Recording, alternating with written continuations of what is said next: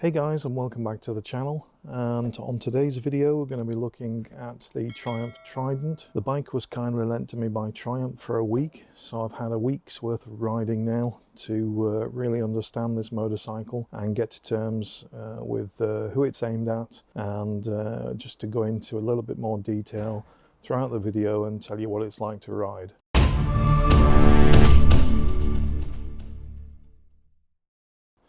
So let's have a look at the specs first. We've got a liquid-cooled 12-valve inline 3-cylinder 660cc engine.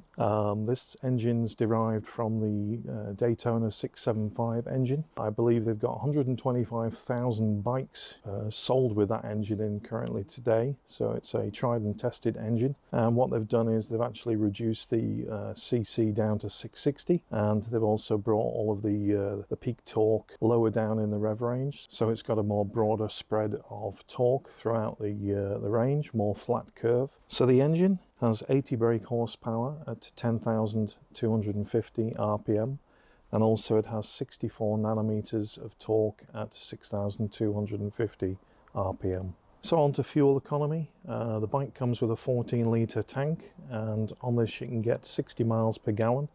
Currently on the motorway the other day I was seeing at 70 miles per hour, 65 miles per gallon, and when I was doing 50 miles per hour on the A roads I was getting about 75 miles to the gallon. So good fuel economy.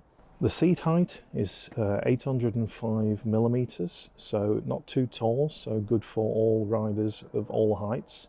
I'm 6'2", and I don't think that I look silly on this bike or too tall. I'm flat-footed when I sit astride the bike. So the riding style of the bike is very upright, not cramped on the knees. It's very comfortable on long journeys. The bike comes with a colour TFT dash, very clear and precise for the miles per hour, the tachometer, also the gear indicator.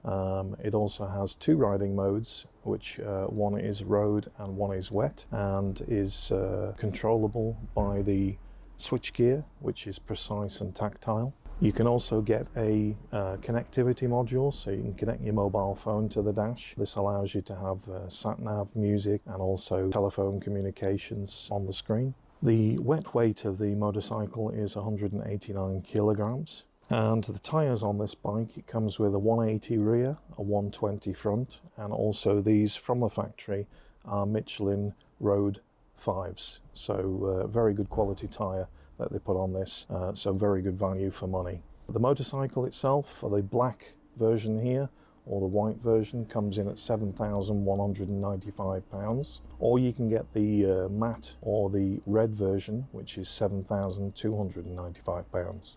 The engine comes with a slip assist clutch, and servicing on this engine is 10,000 miles or 16,000 kilometers. So on the front we've got Nissan twin pot calipers on 310mm discs. So on the rear we've got a single piston caliper with 255mm discs.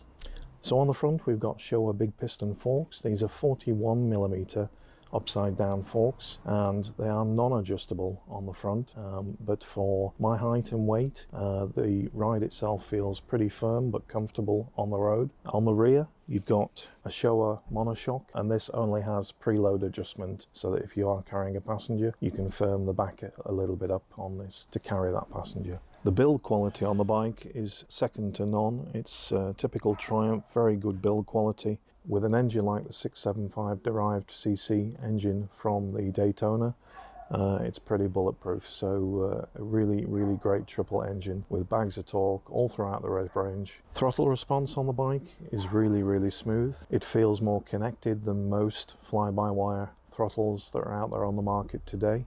While the mirrors look kind of hideous in my opinion on the front, they are really good. And whereas normal mirrors you normally see just your elbows and your arms, with these I can actually see what's behind me. They do come with some accessories that you can purchase, so some bar end mirrors in my opinion would look slightly better, but whether they are capable of seeing behind you what the stock mirrors do is another question.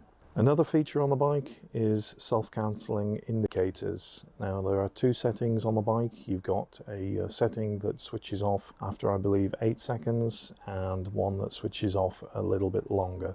So for someone that's always leaving their indicators on, that would be very useful for myself. Also on the bike, you've got LED headlights and LED indicators and tail lights all around. The front headlight is a single headlight, typical Triumph retro styling, looks very nice, and has a nice daytime running light. So the rear end styling on the bike is a little subjective. Some people like it, some people don't. Personally, I do like it, and after riding it for a week, you don't really notice where the number plate is and the indicators are located. So the brakes on the bike, even though they're only a 2-pot Nissan caliper, are very good. Real stopping power for the weight of the bike and the size of the bike. For the younger generation, so on an A2 license, you can get a restrictor kit that takes this down to 40 brake horsepower, and then when you do pass your full test, you can then take that off and have the full 80 brake horsepower that this engine provides. Okay, for likes and dislikes. So the things I like about the bike is it's really well built. You can see instantly by looking at this bike that Triumph have really built it well. It rides well. The brakes are good for what they are. Obviously it is a 7,000 pound motorcycle. It's got some good suspension that's set up for most weights of rider. I recommend if you're looking at this bike to go and test ride it. I think you'll be pleasantly surprised. I love the dash. I love the colour TFT dash on this bike. I think it's one of the best looking ones out there. Easy to read, very easy to use throughout the switchgear. The self-cancelling indicators, definite plus for me. And now on to the negatives.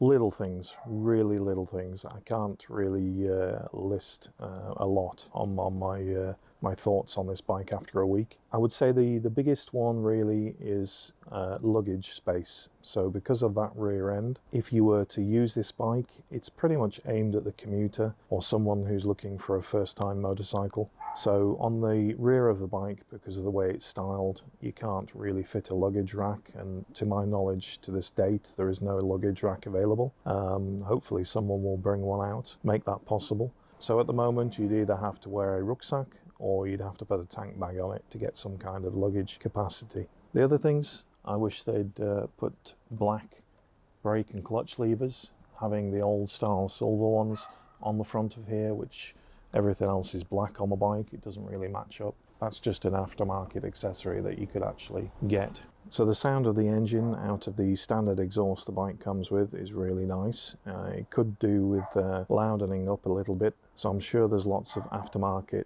exhaust pipes you can actually put on this bike to make that triple engine sound a little bit nicer. Again, luggage space, so underneath the actual seat there's no room for anything. You've got electronics and battery underneath there, so there's no room to put a lock or even a pair of waterproofs or anything. So at some point, if you're traveling anywhere on this bike, you're going to have to carry a rucksack or a tank bag to be able to carry anything on the bike. So my final thoughts on the bike is, would I have one myself? Yes, I would purchase one tomorrow. Just really use it as a daily commute bike as well, to work and back. It really suits that function. Is it fun? Yes, it's fun. It has more than enough power for the road, having 80 brake horsepower. I don't think you need much more for the road. On all of my trips this week up into the Lake District and around locally, it's served its purpose well. So yeah, really like the Triumph Trident. Thanks again Triumph for lending me the bike and allowing me to test it and do a review on it. Hope to test more Triumphs in the near future coming forward.